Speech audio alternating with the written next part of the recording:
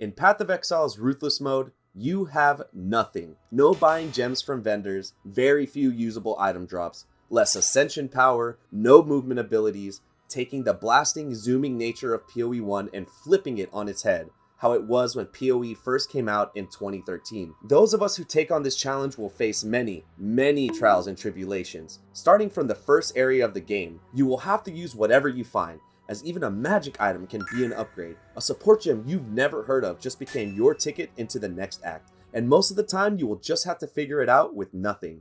That is, unless you're willing to grind out a certain mechanic. In Act 3, you are presented with the entrance to the Lord's Labyrinth, which is known as the lab to the PoE masses, and is normally an area that players try to get through as fast as possible, since you must complete each lab level on every character in order to get your ascendancy, what usually enables the build you want to play. However, this is Ruthless we're talking about. Since there is no being fast in this mode, would it be better to complete every lab puzzle, open every trove and lockbox, and loot every possible key for the chest at the end? That is what we're going to find out. I completed 27 merciless lab runs on this character and recorded the stats. By the end of the video, you will have a better understanding of the pinata of loot that the lab is, my personal strats to hitting this pinata, and if you should farm lab at any level in your Ruthless campaign. Let's go.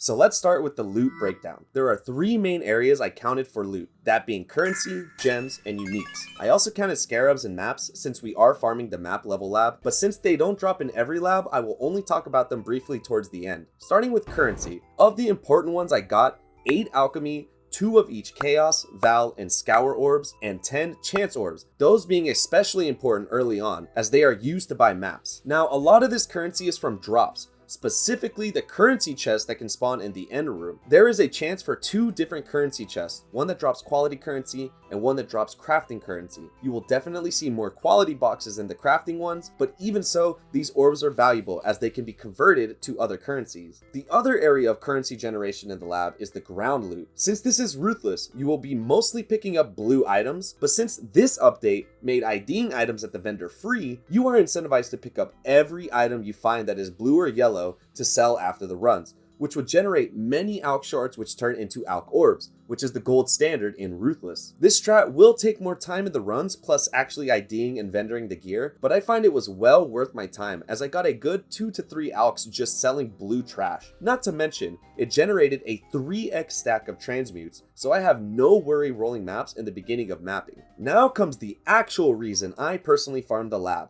The gem drops. At least in Ruthless, I do not know of another better source of raw gem drops than the lab, and this includes the lower level ones. There are just too many sources of gem drops in the lab. Both the curious lockboxes and labyrinth troves can be completely filled with them, which I call gem chests, as well as a chance for a gem chest in the end loot room, which is why farming as many keys as possible is important. On top of just raw gem drops, there's my favorite Ruthless specific mechanic at the end of the lab, the divine font gem rerolls. There is one for support gems and one for skill gems, allowing you to reroll a gem without using the 3-to-1 recipe, saving you gems and allowing you to see more that could be usable. I believe in these 27 runs, I got 7 gems I needed from the rerolls, which is usually where I'm getting the specific gems I want. The skill gem reroll alone has given me determination at least 2 different leagues, and it is the main reason I farm lab at all. The other loot is just a bonus to the insane amount of gems that drop in the lab. Let's go over the totals. I dropped 57 gems in total, 21 skill gems, and at least 36 support gems. I say at least because I didn't record how many I rerolled. And split between colors, there were 17 red gems, 18 green gems, and at least 22 blue gems for the same reason as above. On top of that, I saw a total of 14 divine font skill rerolls and 13 of the support ones, which is where I ended up dropping one of the 2 gems I was looking for, which was Fizz to Lightning.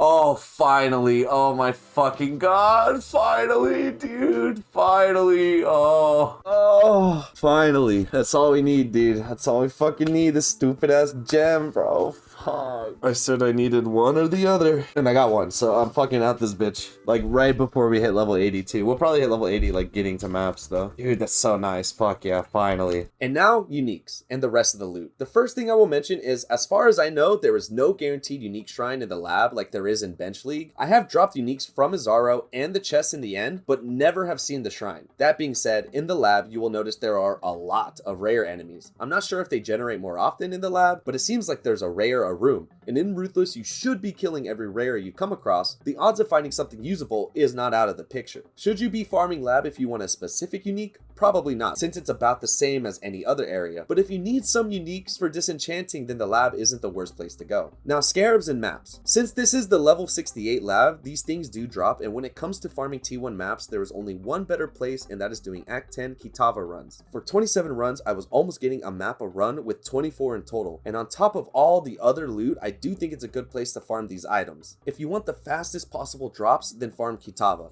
Need more general loot and maps, then farm the lab. For scarabs, especially if you're like me and take Unwavering Vision, which disables scarab drops but gives you 10 more points on the Atlas tree, then the lab becomes the single greatest place to acquire extra scarabs, as I dropped 15 different scarabs with some having more than one in a stack. For a mechanic that has no cost to do other than time, around 30 minutes a run for a full clear, the lab is the single greatest mechanic in Ruthless to get all the items you need at every level. Now, I will quickly go over my personal strat to get to these loot levels, and all it requires is for you to full clear the lab. I'm talking visiting every trap, every dark shrine, every Argus room for maximum loot, even if that means backtracking. Since the lab troves and curious lockboxes can drop gems, I see no reason to ever skip them. Technically don't need to get the gauntlet, but I'm always going for lab and troves because you motherfuckers are like, oh, it's just a waste of time, but I'm gonna get the gems I need from it. I can already tell you, man. Oh, you haven't seen gems drop from it a single time. Shut up, man. It's gonna happen. Oh, you motherfuckers didn't believe me. You motherfuckers did not believe me. And look at you. Look at you motherfuckers. You didn't believe me. Now I got Fist of War. I got fucking anger. Like, what are you talking about, man? Yeah, the labyrinth tropes can drop fucking gems, guys. I keep trying to fucking tell you. I was doing the same bit earlier, and Psycho's like, what the fuck did we do?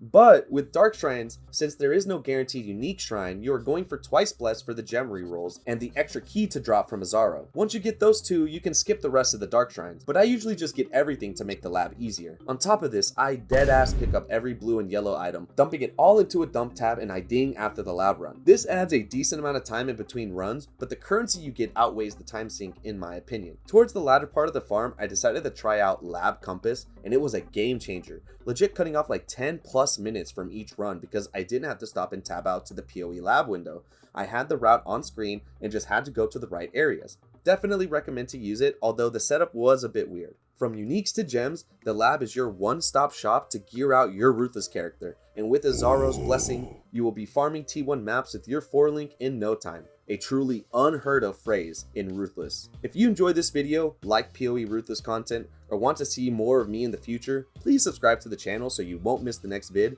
and let me know if you have any other farming places you use in Ruthless in the comments below. Nice. Simple, really. Let's see what our plate is.